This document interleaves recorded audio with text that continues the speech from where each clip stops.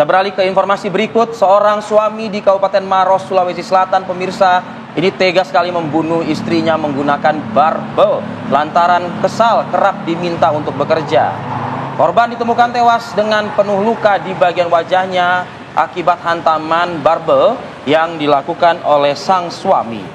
Menerima laporan tersebut, polisi langsung melakukan olah TKP dan mengamankan serta menangkap pelaku di rumah orang tuanya yang tak jauh dari TKP. Di hadapan polisi, pelaku mengaku sempat cekcok dengan istrinya. Pelaku kemudian naik pitam lantaran kerap kali disebut malas bekerja untuk mencari nafkah. Jadi hal-hal seperti ini sebetulnya tidak perlu terjadi. Iya. Kekerasan dalam rumah tangga tidak perlu juga terjadi. Stop gitu ya, Mal. Betul.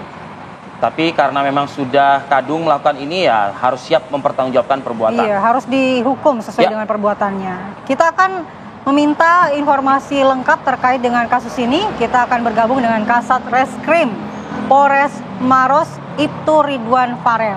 Selamat pagi Pak Kasat. Pagi Pak Kasat. Ibtu Ridwan Farel. Pagi Bapak, pagi Bu. Iya Pak Kasat, sebenarnya kita ingin tahu sebenarnya kronologi awalnya sehingga pelaku ini sampai naik pitam seperti apa? Apakah cekcoknya ini sudah berlangsung lama Pak Kasat? Baik Bapak Ibu, kami dapat jelaskan bahwa momen sebelumnya yang bersangkutan sering diawali dari tanggal 10 April.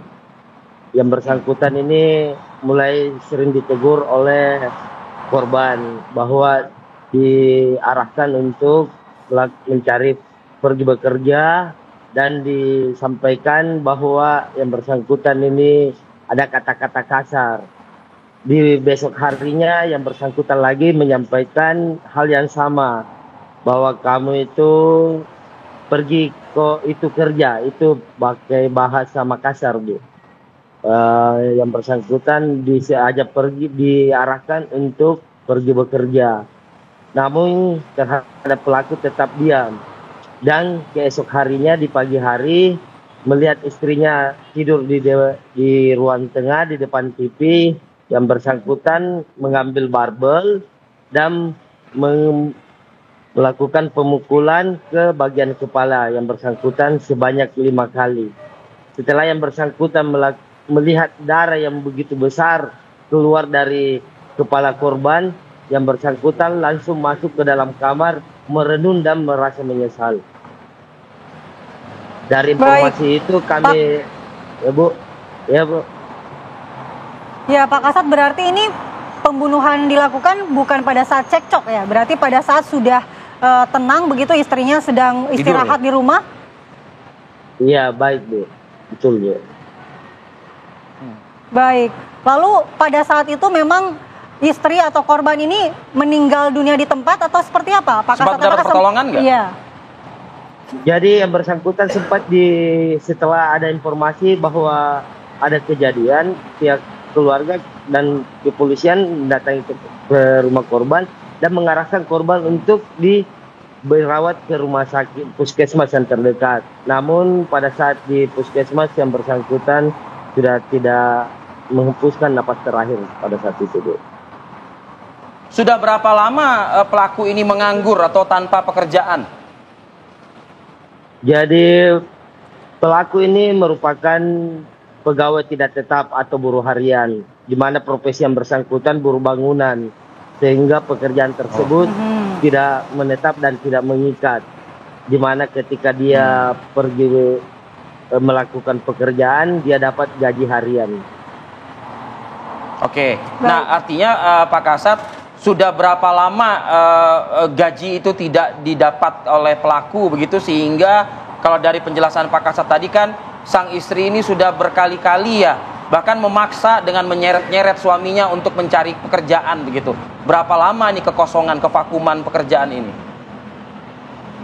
Jadi mungkin sekitar 2 mingguan Bapak, 3 minggu. 2 minggu sampai 3 minggu. Cuma berselang-seling, tidak menetap bahwa 1 minggu tuh ini, kadang dia masih berangkat dalam 1 minggu dia pergi kerja sebanyak 2 kali, 3 kali, selebihnya tinggal lagi. Oke. Gitu Pak.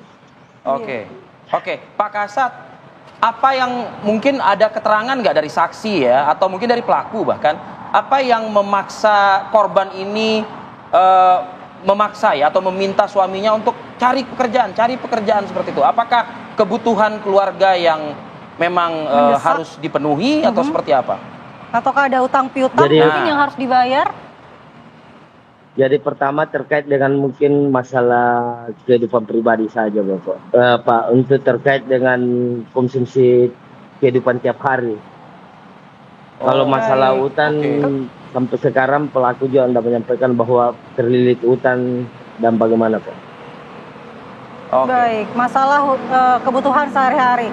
Pak Kasat, saya juga ingin mengetahui bahwa kan ini pemukulan dengan barbel ini yang mengakibatkan korban tewas dilakukan pada saat sang istri ini beristirahat. Apakah pelaku memang sudah berniat untuk membunuh istrinya sendiri?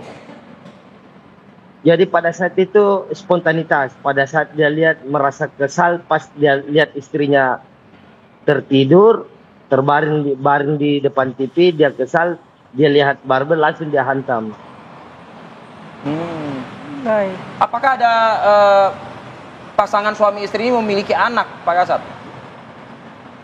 Izin terkait yang bersangkutan di pernikahan mereka dikaruniai satu orang anak. Namun pada bulan Desember anak yang bersangkutan meninggal dunia. Sehingga mungkin dari sebab-sebab itu yang bersangkutan selalu merasa merenung.